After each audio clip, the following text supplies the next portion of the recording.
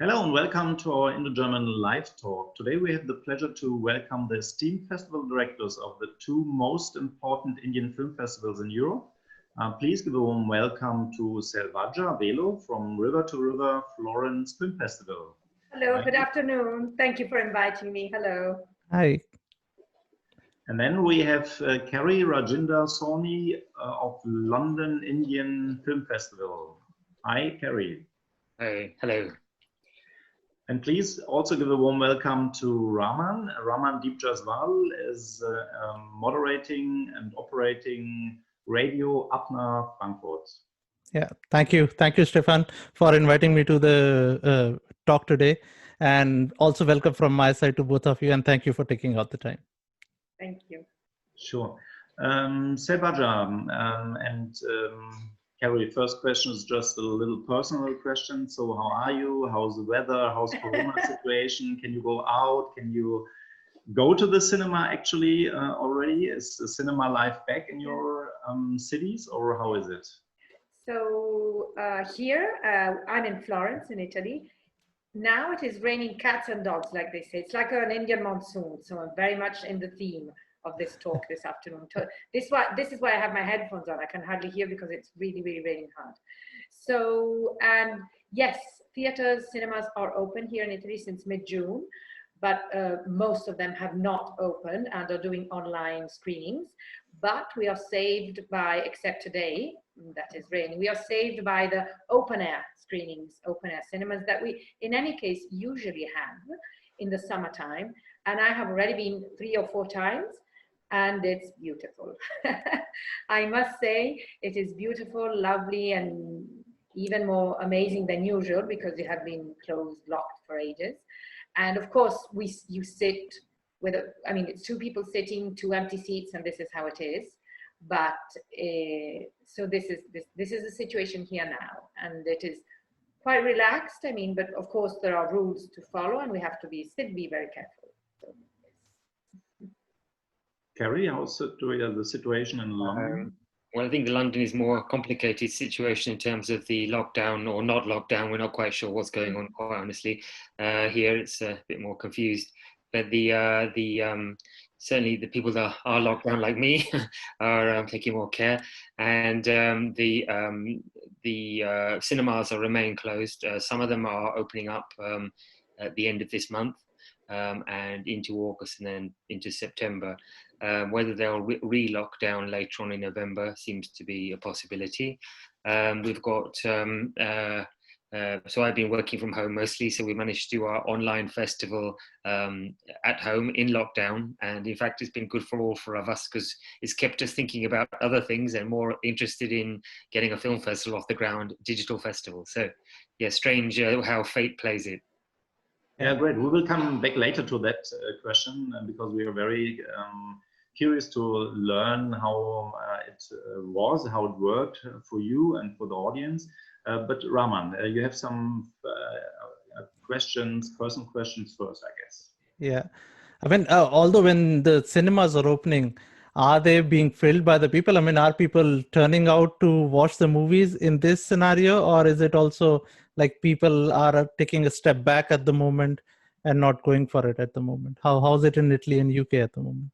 In the UK, well, as I said, we can't show any films at the moment in cinemas. So there's a lot of free content being offered online, both in terms of film festivals, not film festivals so much, but certainly theatre or opera, etc. So a lot of public activity, dance, Facebook Live events, all free. So there's a lot of free product, but cinemas remain closed. I think a lot of people would like to go back to the cinema. Some remain cautious, and a few said they're not going to go back at all this year. So but there seems to be more people that are keen to go than anything else at the moment, from our evaluation anyway. Is there any date out when the cinemas should open in London? In London, it should be this month, as I said, in the end of the month onwards. But 1 or 2 cinemas are actually open already. But it's all about social distancing, wearing masks in the cinema. We obviously, unlike Selvaggia, we don't have the great weather that you have in Italy. So in England, we're never sure it's going to rain halfway through the afternoon or what's going to happen. Good snow, so we don't even really know. So So open air screenings are also optional here. That's where we are lucky, I must say, except today. So closed cinemas are hardly open, as I said, although they could be, but they had, for example, only one cinema out of all the entire theaters in France has opened, being in a closed place. People have gone actually. In the first screening that they had, I think it was 15th, 16th, 17th of June, there was a queue because people were really eager to go and watch a film. Now, of course, we are saved, as I was saying, by the open air cinemas, and the open air are packed. Of course, the attendance, I mean, it will be half the places that are available, of course, because of social distancing, but I myself have been already 4 or 5 times to watch films. You know what happened in Germany? There was a revival of the drive-in cinemas. That I don't know about the situation in Italy and England, but that was it how it was in Germany actually. Yeah, something coming from the old times back, right? Yeah. Well, referring to the old times, let's now head back into the first question, and let's start with ladies first, if you allow me to. So, River to River Florence Indian Film Festival, founded in 2001 in Florence, Italy, as the first festival in the world out of India, totally devoted to films from and about India. Now, thanks to you, Selvaggia, the film festival has become an international mark on Indian cinema. Now, you are an Italian. Yes. According to what I have read, you have lived almost all your life in Florence. Yes. 1 year in Paris as a kid. Yes. 2 years in Brussels as a teenager. Yes. In Bologna for 3 years for studies. Wow, yes, you know my bio. But never in India. Yeah, a little bit of homework we did. Oh, bravi, yes. So now, I mean, as an Italian, you are promoting Indian films in Italy since year 2001. So now, I mean, taking you back to year 2001, a key question. Why Indian movies in Italy? And what does the name River to River has to do with it? Of course. So technically, I began in '98 to work with Indian cinema, let's say, because I began organizing an exhibition, an art show of Indian movie banners, hand painted, you know, the big 6 by 3 meters hand painted. So that's how I began. Then in the next year, I invited those painters to have a live show in Florence, and then screening an Indian film on VHS in an open air place in the summer, saying, oh, let's see, let's try. And it was a big success. This was 99, I would say. Then in 2000, I said, why not an Indian film festival? I had been to India a few times. I had liked the place, but I had no idea. I mean, I knew a little bit of Indian movies, a little bit of the classics, but I wasn't an expert at all. I had done my studies in cinema, theater, and music at university, but I wasn't at all an expert of Indian. And in those years, nothing Indian was coming on TV or on theaters here in Italy. I mean, nothing. So it was really, I don't know, why not? Let's try. And the first edition was in 2001. And then I met a wonderful lady that all of us know. I mean, at least 3 of us out of 4 know, who's Uma D'Acunha. And Uma, who is a fabulous woman, she is a casting director, she's a film programmer, she does many things. We met in Bombay and she said, oh, I have to throw a dinner for you. And she had never met me. And at her house, beautiful house downtown, there were amazing people from the cinema world, from the industry. And I must say that she was the first person who began introducing me to people. And I am forever grateful to Uma. And she keeps on doing it, of course. And so this thing began a little bit as a joke. I mean, as a let's see how it goes and let's see. And then it became a professional job. And then eventually I had to study, do my homework, you know, not go only by instinct and by, you know, a little bit. So I had to really, and here we are. And this year, the River to River Florence Indian Film Festival will have its 20th edition from 3 to 8 December in Florence. It will be a hybrid version, meaning in presence and online. And you were asking me about the name. So if you know, I don't know if you know, but here in Florence, we have the River Arno, which is important for us. It is a point of reference. On which side of the river do you live? On which side of the river shall we meet? How is the river today? It is. So the idea, and of course, in India, there is the river, the Ganges. And so it's from one river to the other. So it is the flowing of cultures through cinema, through the arts, from one to the other. So this is the idea that is behind the festival. So Right. yes, here we are. No, thank you for sharing that. And I mean, it's more as I see it, it's learning by doing. You always start your passion, Exactly. and then you learn on the journey. Absolutely. And I mean, it's amazing when you go through that. And 20 years, congratulations to you Thank you. for doing that. Yeah. Back to you, Stefan. You can go on if you, because now we could ask Cary more or less the same Yes, question. exactly. Why don't you go on? All right. So let's bring Cary in now. So Mr. Cary Rajinder Sawhney, Executive and Programming Director of Bagri Foundation London Indian Film Festival, also known as LIFF, and Birmingham Indian Film Festival, also known as BIFF, together making up Europe's largest film festival. Congratulations for that, first of all, from my side. So, Mr. Sawhney, you have been also a writer and director yourself. And since year 2010, you have been the host for the London Indian Film Festival, which has been promoting Indian films in the UK. Now, how did you come up with the idea to start a film festival in London, and that too also with Indian films?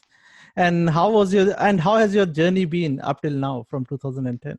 Oh, right. Okay. Well, I started off working years ago at a museum in London called MoMI, Museum of Moving Image, in 1991, I think it was, a long time ago, where I did an exhibition of Indian, like Selvaggia, I did an exhibition of Indian cinema, but as a kind of posters and photography, etc., all the kind of thing, working with a famous programmer called Nasreen Kabir. And then I moved to the north of England, which is an area called Yorkshire, where I set up an Asian film festival called Bite the Mango, a Black and Asian film festival. Wacky title, but they like wacky things in Yorkshire. So that was very popular and became the biggest Asian and Black and Asian film festival in the north of England. And then in 1997, I moved down to the BFI, the British Film Institute, and started programming Indian films for the BFI London Film Festival, which is the biggest film festival in the UK. And that's been going on till now, 25 years later. I'm still doing it crazily, but still enjoying it. And then, but I realized that when I was organizing the London Film Festival program that because it shows the whole of the world cinema, only like 4 to 6 Indian films or South Asian films could fit in. So it was really all these other films, these amazing films. India is the biggest film producing region of the world, of course. Yeah. Over sometimes up to 1,000 films being knocked out from all over India. So we've got this massive production, but only 4 slots. So 4 to 6 chances. So some of these films will never get shown in the UK at all. So crazily or not, I decided to set up my own festival, and I found a team of similarly crazy, passionate people who are willing to work for very little money, but love what they do and passionate. And obviously, UK has a huge South Asian audience of Indians, Pakistanis, Sri Lankans, Bangladeshis, etc. And so there was a market there. There's an obvious audience, which is different from other parts of Europe, obviously, including Selvaggia.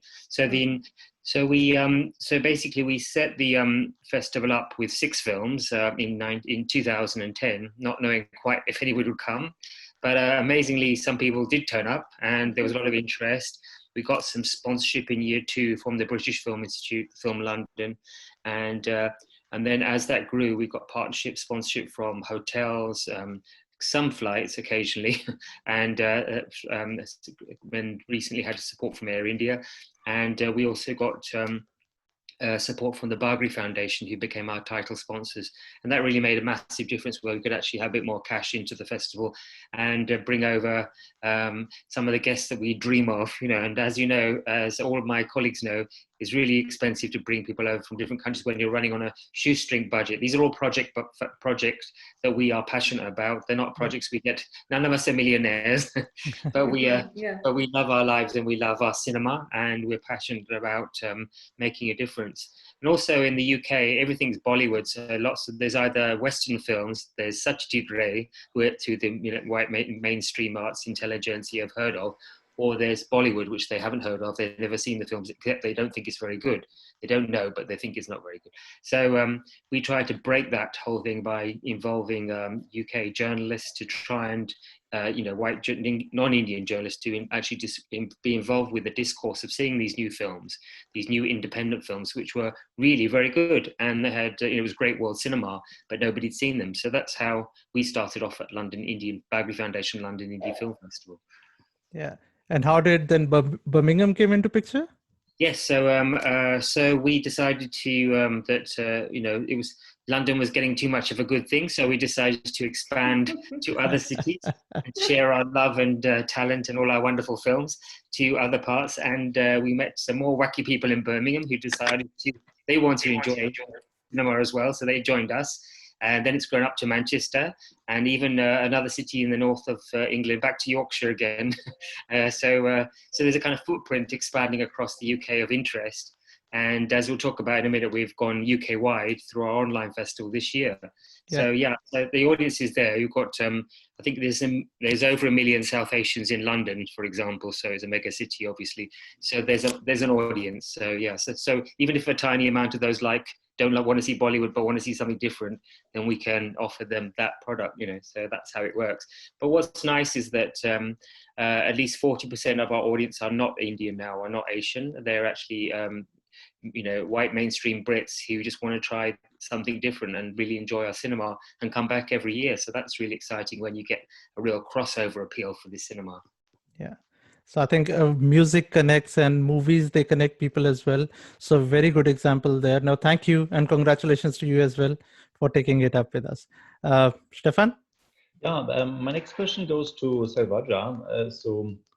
But first, I would like to give Cary a chance to prepare for the next question, because you call your festival selection, I would say, coming to the content, that you are the punk rock of Indian film festivals. So if you are the punk rock of Indian film festivals, Selvaggia, what is your festival like? So what content do you look for? I would say that our aim is to showcase Indian cinema 360 degrees without putting a rule on if we want Bollywood, if we don't want Bollywood, if we want mainstream or we don't want it. So quality is before everything. Now we have a very different audience from Cary and from Germany also, because in Italy hardly no Indian film. Let's say that Indian films get released here once in 5 years. So very little, hardly nothing. So the Italian audience through these years has been brought up, has been nurtured, has been taught, has been taken by hand and showed. So for us, the audience is not obvious at all. So this is very difficult, and it keeps on being difficult and challenging. So when we select the movies, we always have to keep this in mind. So there's nothing of obvious. So, oh yeah, they know that actor. Oh yeah, this filmmakers know. No. We have had important guests in the years. We have hosted Amitabh Bachchan. We have hosted the late, unfortunately, Irfan Khan, who fortunately passed away, as we all know. We have had Deepa Mehta, Shabana Azmi, Anurag Kashyap, and some of these were less known in Italy because simply their films weren't seen here. So coming back to the content, so of course we are also a pop festival, because yes, we like to show retrospectives and homage and important, let's say, filmmakers of the past, but we also want to showcase contemporary and movies. And we also we have opened to series, to web series, for example, already 4 years ago, when I think hardly no one was doing this. And so of course we always have to fidget with the very small budget that we have. But in some way or the other, we have managed up to now. So I would say we are 360-degree quality pop Indian film festival. And your audience, there are mostly Italians then, or yes, do you have also Indian diaspora? Our audience is mostly, okay, Florence is an international city, so there's an international crowd living here, which means English-speaking people, so British people, American people, French, German. So we have a big international crowd coming to the festival, plus the Italians. There is hardly an Indian community in Florence or in Tuscany. But we have some Indians coming, of course, to the festival. We do not have that big percentage that Cary has in his festivals in London and outside of London. Of course, the countries are different, and so the audiences are very different. And we have people coming also from other parts of the country. So, of course, when we had Amitabh Bachchan and Irfan Khan, Indians came from all over Italy, of course. And we have also some guests coming, I mean, some people coming also from Germany. We have a German journalist that comes every single year since ages. And maybe he is looking at us now because he sent a message and he said he would look, and he books his flight from as soon as he knows the new dates, he books the flight. And this year he has again. So we had a different varied audience, but the Indians are less than the rest of the crowd. And how about the day-to-day releases? Because through the DCP system, that everything changed in the couple of last years. You know that, for example, when I began with my IndoGerman film festival activities, for example, we had a film, let's say, like Queen, for example. Yeah, we screened it a couple of months after the release after the film has been released in India. So that was not a problem at that time because there was no way to see the film here in Germany. Yeah? But now you got the day-to-day release for all the big Indian blockbusters before Corona times. Okay, let's leave out Corona now. So my question to you is, how is it in Italy?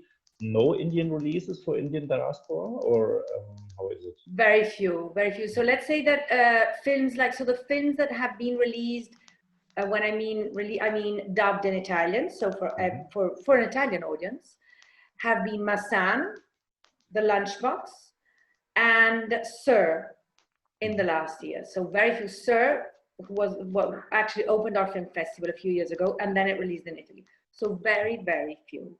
As for but the small Indian communities in Italy sometimes organize for themselves. They rent a theater and they are in contact with the producers sometimes, some other times they are not.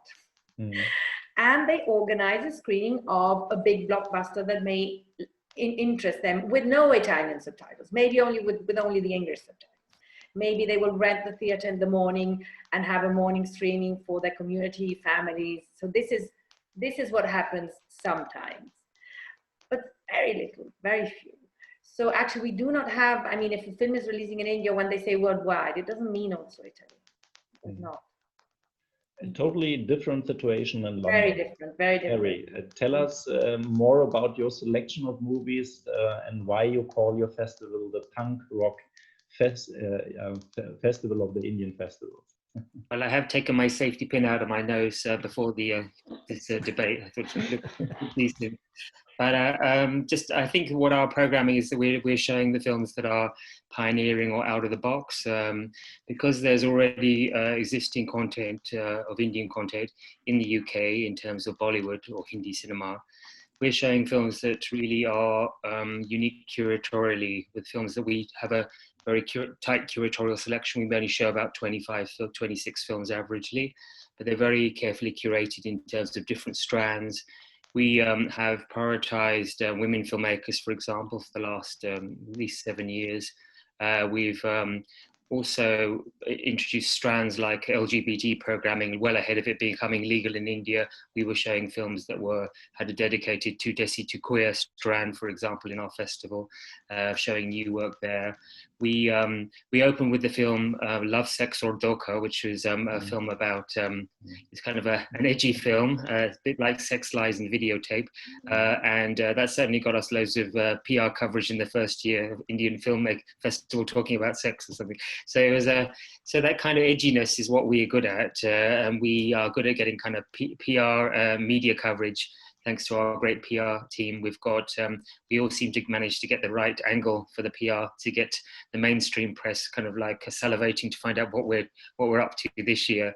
And that's, again, by doing programming films that are edgy, they're films that make you think.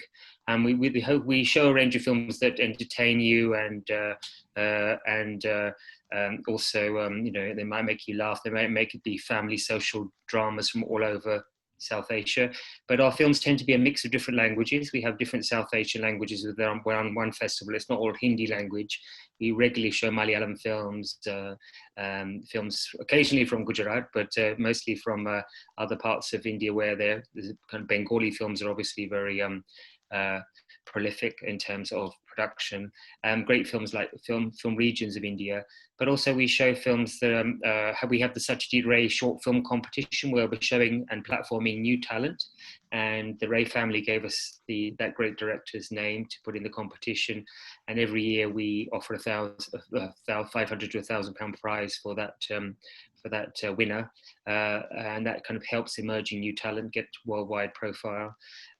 We've also we show films that aren't Indian, of course, as well. We show Sri Lankan films, Bangladeshi films, and Pakistani films. We call it India and neighbours, basically, because when you say Indian Film Festival, people think, oh well, everybody has a notion of where India is. So no matter whether you live in Wales or you live in Cornwall or you live in some other part of the UK, you will have a sense of what India is. If you said South Asian Festival, you might think a lot of people get mixed up with the geography in the UK and think it's somehow to do with the Philippines or somewhere, so or even Russia, or China. So it gets a bit muddled up.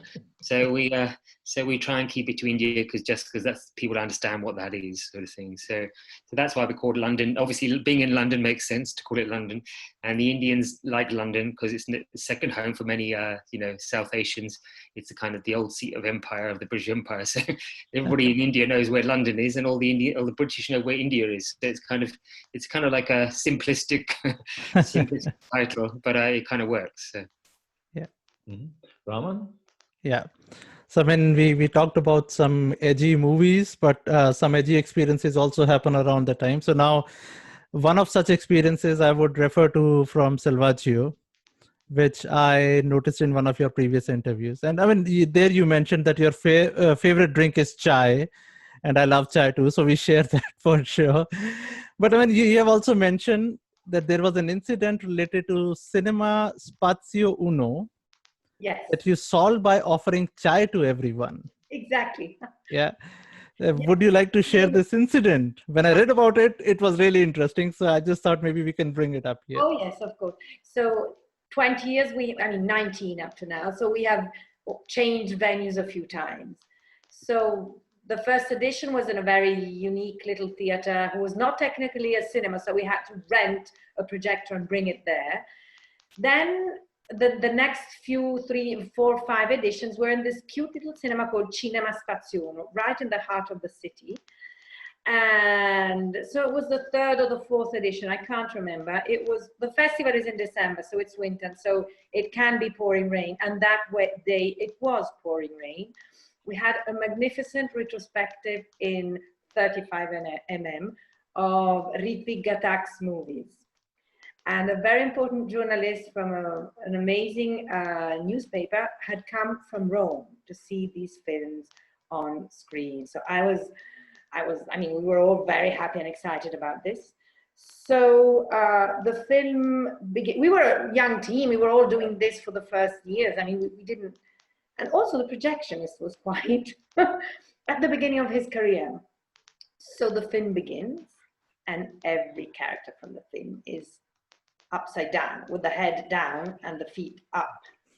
So the projection, it was packed. The theater was packed. So the projectors had put together, I don't know how you say it in English, the print, upside down. And so there was a kind of course, panicky moment. So he had to redo the job, but at that point he was in a total panic. So the subtitling people who had subtitled the movie and so subtitled it in Italian, because here you must know that Italians do not speak English. So every single film that we screen has to be subtitled into Italian. So the subtitling people helped the panicky projectionists to do it well, but this took time. During this, we decided, and outside it was pouring rain, we decided to offer chai to the entire audience, who very patiently and very gracefully waited, drank chai, and then finally saw the Ritvik Ghatak movie. So yes, so chai did help us in that. Well, thank you for sharing that incident. And I think somewhere in the overall journey, such incidents, they make it so special, right? Oh, yes. So And when I you remember remember, things for every edition, little things that happen, good or bad. I mean, I remember little things. Yes, of course. And each yeah. edition is unique, of course. Yeah. And I mean, moving to Cary with this, I mean, Cary, one thing I was talking to Stefan just now, I tried to find a lot of information. There is not much information available about you on internet. I spent some time there. So Stefan and we were saying maybe you have deleted all that information from there. But do you have any such incident to share with us? I think my most infamous experience was when I was a young programmer. I just started at the BFI London Film Festival, and I went over to the Kerala Film Festival. And the first film, I had heavy jet lag. I was just arrived there with jet lag, and it was, you imagine Kerala's pretty warm. It's about 35 degrees, yeah. And I'm sitting in a cinema which didn't have very much AC. And I was introduced to Shyam Benegal, and his film Making of the Mahatma was on the screen. So I was all excited, looking forward to the film. I had this famous director sitting next to me, so as a youngster, I was really excited. Then suddenly I realised I'd actually fallen asleep on his shoulder, and the film had ended. And obviously the jet lag had got to me. And I woke up on Shyam Benegal's shoulder, and he said, "Did you enjoy my film?" So what do you say to that? Anyway, luckily he laughed and thought it was very funny, and that was my introduction to Shyam Benegal and also to Kerala cinema. So that was my infamous moment, which I haven't talked about before. So, so now we have it officially on the recording here now. No, thank you for sharing that with us. Stefan, back to you. Yeah, I would like to stay with the traditions. Selvaggia, with the Corona times, you introduced to the audience now the chai time. So we keep the chai. So can you tell us a little bit more about when you started, why you started, and what it is about? Yes, of course. So, of course, during these Corona times, I was in India until mid-March. I had to fly back first days of April, but then I realized that in India the situation was becoming complicated. So I flew back here mid-March, and here we were totally locked down. So the first days I had to get used to this lockdown, and then I looked around and I saw that everyone, apart from the first shock of the situation, because it has been a shocking situation for all of us, was slowly going back, thinking and putting creativity into how to entertain, if you have an audience, if you have followers, what to do, how to entertain also yourself. So it was by chance, and I'm constantly drinking tea. I mean, very often I have the little, little tea chai glass, little glasses in which you drink chai on the road in India. And so I said, by chai time, I was thinking between me, myself, and I, chai is good every time of the day. It's lovely. And with the chai, you feel cozy and you can chat any subject, anything. So I said, why don't we? So I brainstormed a little bit with my team. And so the river to river chai time came to life. So on Thursdays, we have stopped it for summer holidays. we will be back with the chai times in autumn until the festival, until the beginning of the festival. So we had river to river chai time on Thursdays, and it was a chat, not necessarily with cinema people, actually not, but with people who have something to do with India, of course, and to chat about different topics. So we had a chai time with Ritu Dalmia, who is she's an important chef, and she was from India. So we talked about food, and she was drinking chai, and I was drinking chai, and she did the recipe. Then we had a chai time with a journalist, an Indian journalist in India, another one here in Italy, and then we had different with an Italian actor, but that was a little bit more specific on cinema. Then with a girl doing henné, and then we had a few with two travel designers, Italian, speaking about travels to India, trips to India. So this was an entertainment, I must say, for us and also for our followers. And we were live on our Facebook and our YouTube channels, and we did them somewhere in English, somewhere in Italian. And it was a way to keep, the fil rouge of India and speak about different topics around India. And I must say that people did follow us. And we expressly did not do it on cinema because it was just an entertainment around India, so not only about cinema. And people followed us and they thanked us and they began following each chai time and asking more and more. So it was quite fun, I must say. And now, as I said, we have interrupted and then we will begin again in the autumn. Yeah, I've followed some of the chai times. The problem for me was I don't speak Italian, so for some of the some were in Italian, of course. We have an Italian audience, so yeah, sure, we had to do definitely. some in Italian and some were in English. We couldn't do the live translation; would have been complicated. And yes, we did the same. We had two novelists, two German novelists, so Yeah. 2 times we have screened also for our audience in German only.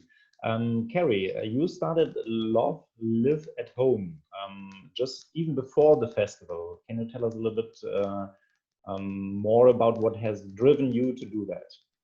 Yeah, sure. So we'd tried to do an online player some years ago, about 4 years ago, and really we had a kind of inkling of what it involved. It didn't seem very exciting at the time because we much more preferred to get out on the red carpet and did the razzmatazzy stuff which we love doing. So we're kind of more showman-y type of festival. So but this year when things were, so in January we started programming all the films. We were all excited again for 2002 for June. And then gradually it was becoming aware that, okay, we can't actually meet each other now. And then it's looking more and more serious. So we had the budget ready, we had financing plans already. And then it was clear that the festival in June was under risk. So we, rather than sitting on our, just sitting and waiting to see what would happen, a lot of festivals immediately decided to switch off for a year. But we thought we didn't want to do that, and we decided to quickly repurpose the festival as an online festival. So we checked out lots of webinars that were going on around Europe. In fact, CPH Docs was involved with one webinar, and we was listening to what was going on. It seemed like there were different platforms that you could get a platform that could provide services for your festival. We found one in New Zealand, which is obviously far away, but it worked with CPH Docs. They'd got CPH Docs live in 24 hours, apparently. It's the whole of their massive program. And they'd also worked for Cannes and other festivals before. So we thought we would obviously check out how much that would cost, because immediately it sounded, for a festival of our size, that sounded expensive. But we found that they weren't that expensive for the size of product that we were, festival we were showing. There was a cost, but it wasn't as much as we thought it would be.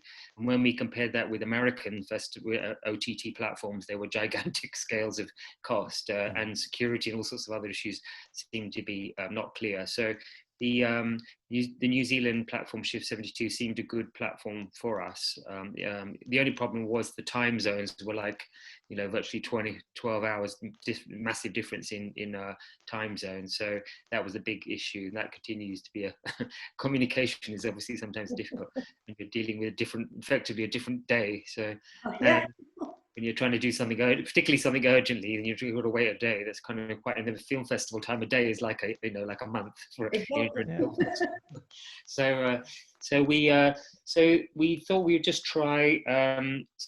First of all, we just had this idea of putting all our Satyajit Ray winning shorts for the last 9 years. So we put them on there and see how it went, because we had no idea how this is going to go. So we put them on there for free. And then we publicized the hell out of it. They were all award-winning shorts that we'd won awards at our festival. What was nice that the films, including a German filmmaker, was there. And so we had the films were very well received. It's a nice little audience, kind of grew up very rapidly for them. And I think they said that, so one of the webinars we listened to said that everything you've done in the last 10 years or more, that you've invested into your audience or into the relationships you have in the film festival, will come back to you this year, good or bad. This ought to be your reality for this year. And I think that really played out as true, actually. So the good thing is we had good relationships with audiences. We had some, fun, loyal audiences, people who loved us. And we had, what we hadn't in the last 10 years, hadn't developed as strong a marketing as we could have done. And I think that's something that came back to us immediately. But what we did was, luckily, we got a brand new digital marketing team to help us with the festival. So we got some funding for the BIFF, British Film Institute, to do that. And that made a massive difference to us, because our biggest failing was probably do that kind of bigger marketing that a film festival needs to do, of our type of film festival needs to do, to get to a wider audience online. And that really happened this year, which was, so when we came to do our, we then moved into some kind of classic LIFF feature films that we'd shown in the festival before, all again for free. But I remember we was trying to get this one Sri Lankan film, Flying on One Wing, and it was so long ago that the film now didn't really exist in what there was actually one part of it was actually, I think it was in Germany actually, it was not Match, it was another company, and they had the audio, but they didn't have the visual file, and so we had to basically join up two files together to make one movie on our site. So it's fascinating when you can actually pull these films back. And we then went on to show Mira Nair's Mississippi Masala, which nobody had shown for years, and it was total, good timing with Black Lives Matters and all sorts of issues like that. The timing was really good. So we, being in the right time and right place.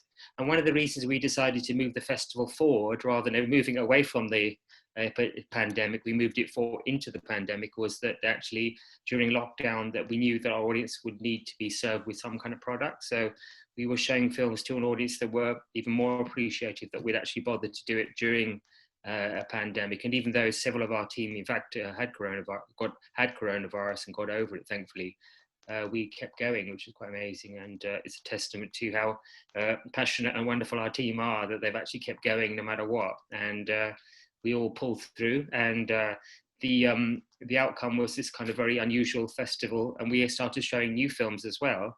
And that was, the icing on the cake. And we were able to, now we were extended the festival, started in May, and now we're extending it right through to August, because there's an online audience that still want to see these products. So that's really, so I think it was being at the right time, doing things where nobody else would dare do. And I think that's the good thing about being our kind of festival, because we're kind of used to doing things the tough way. And so when it comes to adversity, we're already pre-experienced. So festivals like ours are, we're used to flowering in deserts. So it's not nothing new.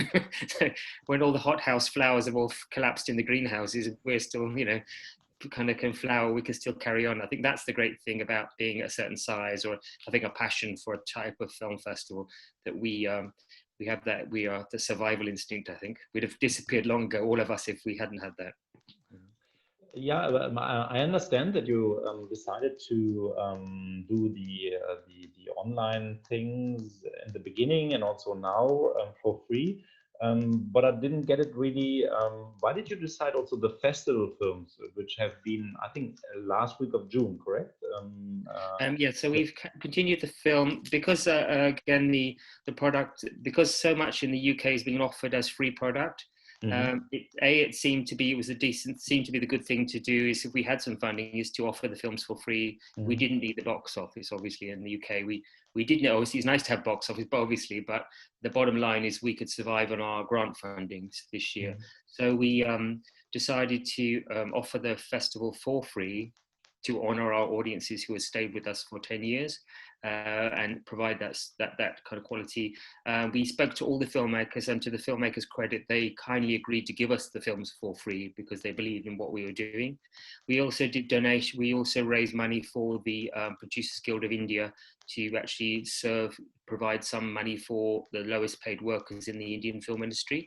So that was something that people could contribute to online. So that gave it that feel-free feeling of added value, I suppose. So we raised some money for that.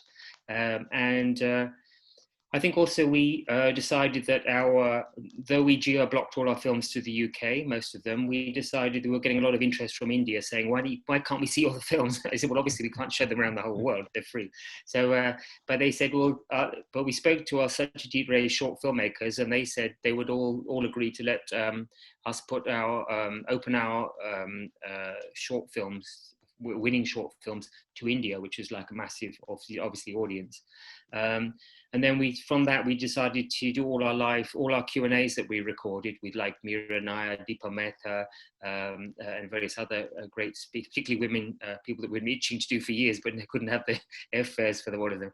We did them, Ayushmann Khurrana, big Bollywood star, very intelligent young guy. And so we managed to get all those interviews done on Zoom. And we got very used to living on Zoom now. We've got one teammate living in Milan, for example. Our producer actually lives in Milan, and one of our team is in Birmingham. The rest of us are in London. So we just don't even think that actually we're all living in different. We live in our Zoom world now completely. Yeah. As we do now, you know. Exactly. Exactly. Nobody thinks about it now. But so we decided to open all those masterclasses, effectively conversations, for free around the whole world as well. So that kind of like created a bigger audience. So we've had about over 10,000 views of our products, of our films so far. And given that's a small festival, that's quite a lot. And a huge amount are our conversations that are creating this kind of buzz around getting to see these kind of rare interviews with particularly famous women directors and producers. Oh, great. Very generous. Raman. Yeah. So coming back to Selvaggia now, I mean, year 2020, Yeah. River to River Florence Indian Festival is turning 20 this year, as we already talked about. So what can the Indian film lovers basically expect from this year's film festival? You mentioned it will be hybrid. I mean, and when will it take place? And maybe you can add some information here. Okay. So, so our deadline, first of all, a technical information, if there is any filmmaker who is listening or following us, our deadline for entries is mid-September. So we are still waiting for entries, accepting. We screen features, shorts, documentaries from India and about India. So if a filmmaker is not Indian but tells a story about India or with an Indian content, we can accept it. So please do send your films. We are on Film Freeway, so you can submit through there, or sending us an email with the link. I mean, as it is up to you. We do not ask for any entry fee. This is a question I have been asked quite a few times. We do not ask for entry fees, so you can send your film for free. It will be looked at by the selection panel and then chosen or not chosen, but you don't have to pay anything for this. So until mid-September. So the festival will take place from 3 to 8 December in Florence, so at Cinema La Compagnia, where it has been taking place for the past years, physically there with the social distancing, I mean with the rules that will be there in December, and also on an online version in the festival days. So it will be, of course, it will be, the online version will be, let's say, filling up those places that the physical theater cannot fill totally up, because it will be not at 100% capacity. And of course, we are looking at, I mean, we need to see also how the world will go and what will happen in the autumn, I mean, in September, how things will go. So some decisions will be taken in a few months also. We have in mind a few things. We have to see if these things are possible or not. So for the moment, we are putting together the film selection. It is quite exciting. Not easy, because as we all know and imagine, films have not been shot in the past months. So there is less content to choose among. So that is also a complicated thing compared to other years. But of course, India produces a lot of movies. So we have a lot of content to choose. We have received many entries, but we are looking forward. And another thing of this year, of course, we look, as I said, at quality before anything, but we would really like to entertain our audience, the online audience and the physical audience, with stories that maybe are a little bit more light, and maybe comedies, maybe, you know, people really need to go and watch a film and be distracted by the situation, by what we are living now. So filmmakers, if you are there and if you have any comedy or fun film or light-hearted movie, please send. I mean, anyone else can send, but we are also very much looking for movies that can just, you know, take you away for a few hours and make you forget what is around you, what has happened. Yeah. So change your mood and change your perspective for a while. And More so than at the end, you come out with a smiling face. That's important, right? now more than other years. I mean, it's Exactly. not that we will not select, let's say, a movie who has an important issue and a social issue. This is not true, but we are also looking at other kind of themes, of course. No, very thoughtful of you. Thank you. Moving on to Cary. I mean, you have already had your film festival for this year. So one thing I'm basically thinking is you have different awards. I mean, you have Icon Awards. You already mentioned Satyajit Ray Short Film Awards, and you also have London Indian Film Festival Audience Award. So how did you make it possible to get audience poll to come in and to really choose because it's an online film festival, right? So actually, we haven't got the audience award this year because, as you say, it's an online festival, so it's quite difficult to get people to vote. But what we do is we have an army of volunteers who every year get all the audience to basically kind of stop them at their door and get them to fill in a questionnaire and also to rip in a 1 to 5 form. What's their favorite film out, rating it from 1 to 5. And then we collate all those feedback, all those little tiny forms by the end of the festival. And then we announce the winner at the end of each ordinary festival that we have every year. That's very popular because the Indian filmmaker, usually Indian filmmaker, or sometimes Pakistani filmmaker or Bangladeshi or Sri Lankan filmmaker, then announce it to the world that they've just won this award. So it's great for them. And particularly if you see the Indian filmmakers, they kind of end up in the Times of India and stuff like that. So it's great PR for us. So that they like to obviously be very happy that they've won. I mean, we are actually coming back, or fingers crossed, we'll be back for a few films, a mini festival in September. We're looking at it's not official yet, so I shouldn't have said anything. Actually, I thought my PR would be why the hell did you mention that? But anyway, we're looking at doing a few films in September, all going well. But obviously, as Selvaggia says, we just hope for the best. But certainly, the early autumn does seem okay. It seems looking positive. So fingers crossed, we'll be back for at least show a few films on the cinema. But looking forward to a great comeback in 2021. Yeah. I mean, one question to add here, Cary. I mean, already the biggest European film festival when LIFF and BIFF, they combine with each other. So what is next? I mean, where do you want to take this film festival from here now? Well, I think what's interesting about this online, it did seem like a chore at the beginning, but actually now we're actually enjoying it. And the reason is we can actually reach, if we're geo-blocked to the UK, we can reach outside of the urban centres to basically there's Indians living everywhere in the UK. So in the Hebrides in Scotland or on the mountains of Wales, there'll be an Indian corner shop or something like that. So we're everywhere. We'll be on the moon soon. So the good thing is there's an audience for us. So actually being able to build an online audience and then keep that sustained throughout the year with content is really fascinating. It's something we're exploring. And as Selvaggia says, being a hybrid festival is looking sensibly a way forward. We should have explored it before, I guess, like everybody else, we're all saying the same thing. But, it's actually a way of showing films, some of our great films from the past that they're not on Netflix, they're not on Amazon or stuff like that. They've just been lost. So, if you can pull out these files of these great films, I mean, who would have guessed Mississippi Masala we had 500 people immediately booking for that film. It was like hugely successful. Mira and I did the Q&A afterwards. She was like, so super happy that we'd brought her film back to life, and it was such a great film with Denzel Washington as well, and so it's like, how cool is that? So to do that, it's quite fascinating what you can do online with, and people don't always want to see new films. Sometimes they want to see great stuff that they'd forgotten or interpreted in a new way. I think that's exciting. Yeah, thank you for that. Stefan? Yeah, we can tell the audience, that they misunderstood because we have the official date already for our festival from 24th to the 30th of September. So we do a physical festival actually here in the Babylon, which is behind me. And we will also keep the online audience entertained with the Q&As and so on. So that will definitely be online, but I'm not so sure if we will also screen films online because that is also a little depending on the cinema, because the cinema wants us to show it only in the cinema.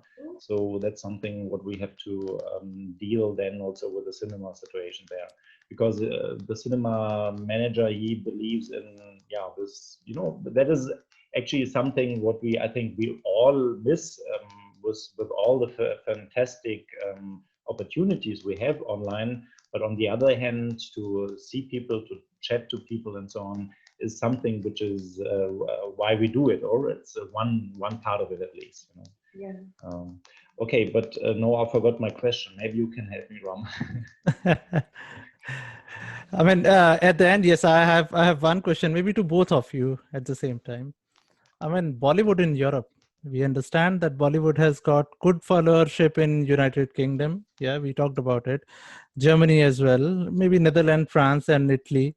But I mean, there is still a big part of Europe that is still not affected by the magic of Bollywood, as I would call it. Yeah. So, I mean, what do you think is the main cause for that, and how we can basically bridge that gap? Well, Italy is one of the countries of Europe that is not, it is less affected than the countries of, yeah, of Cary and Stefan. I mean, much less affected. But of course, but the noun Bollywood is read and on newspapers and talked about. So when I, let's say, meet someone in Italy and they ask me, so what do you do? And I say, I work with Indian cinema. So the person in front of me says, oh, Bollywood. That's the immediate reaction of an Italian. Maybe that person doesn't really know what is Bollywood, but they have read it, they have heard it. Mm. But for what concerns Italy, Indian cinema is still seen as exotic, a bit kitsch, very far. It is not seen as simply or non-simply as a cinema from another part of the world, like French cinema, like Iranian cinema, like Korean cinema. This is Indian cinema. No. So it still has this little kind of special thing. So until it, so this is the issue, I think, one of the issues for what concerns Italy. And maybe also we have less Indians living here than, of course, the UK, and maybe also Germany. And yes, so this is this, but slowly things are changing very slowly. Many years ago, there was an Italian TV channel who was airing Bollywood movies, but they were cutting the songs. Just to let you know what happens in Italy. I can't understand so how that. can you cut a song from a Bollywood movie? The song is part of the plot, of the story, of everything. Is Yes. the central part in certain times, certain moments. This happened some years ago, so it really didn't make much sense. Mm-hmm. Yeah. I think one thing that I have always heard in international world is like the Bollywood dancing. It's really attractive, right, to a lot of international communities. So I can't imagine a Bollywood movie without dancing in there. Yeah, I mean, with that, maybe getting Cary's opinion on that, Cary. Yeah, I think that as Selvaggia rightly says, there's a stereotyping of Bollywood is based on historical commercial films from India, Hindi language commercial films from India, and there's a sense that this is a kitsch, as Selvaggia says, and not worthy of time, other than just a kind of like some little sideshow, something to do like circus sideshow sort of thing. And so part of our job is really to get that crossover interest, to show there's more than Hindi commercial cinema in India. There's many different language cinemas as well. And that also that Hindi commercial cinema has changed dramatically in the last 10 years even. I mean, there's some very sophisticated plots and storylines.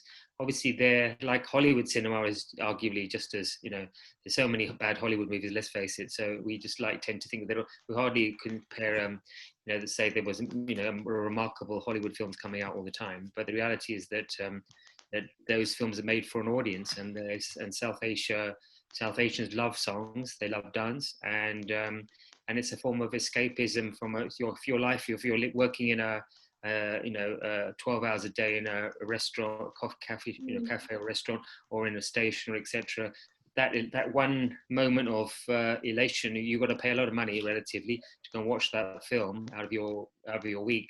It's got to be good. You want to have a good time. So those films are there to give you a good time. So they're going to be, they're full of spectacle, entertainment, take you to another world. You forget about where you're living.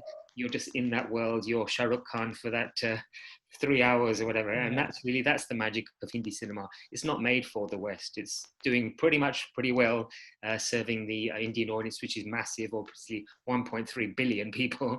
And then the whole of the Middle East and all around the developing world. People love that cinema. So really, who cares what the Europe thinks about? They don't need it. Exactly. Exactly. They're making the money pretty much. They're creaming the money pretty much in from all over South Asia and the rest of the world, much of the world. So that's the great thing about this kind of cinema. So plenty of people love songs and dances, like the old days in Hollywood where they used to love song and dances too, and Europe as well, of course. But no, yeah, thank you for your opinion there, Stefan. Yeah, and then Berlin is also a very metropolitan city, and so we have a lot of Italians also. We have Italian screenings also at the Babylon Cinema, where we have the festival, the IndoGerman Film Festival, and they love the dance, all about the dance. We also have a big Diwali festival each year, and normally at end of October or beginning of November. And this is always a lot of fun also for Italians, and they all come. All the Italian film fans run and watch that. Okay, thank you so much, Selvaggia. Thank you so much, Cary. Thank you, Raman. It was a very wonderful talk. Nice having you, and thank you for your time. And Raman, your last words. Yeah, no, thank you again for taking out the time for us. I mean, it was the time just flew by, I would say. Yeah, I mean, for the audience, for the viewers and listeners who are basically listening to us at the moment or watching us, I would like to just mention, well, look forward to Indo-German Film Week, which is coming from 24th till 30th of September. Yeah. And then also look forward to River Florence Indian Film Festival from 3rd till 8th of December. And keep watching the space, I would say, for London Indian Film Festival. You might see some magic happening there as well. Yeah. Well, with that, thank you very much, Selvaggia. Thank you very much, Cary, for taking out the time for us. And from the whole team of Apna Frankfurt, the Radio Apna Frankfurt, I would like to thank you for taking out the time. Back to you, Stefan. Yeah, so there's nothing to say. Thank you so much, and see you soon, hopefully.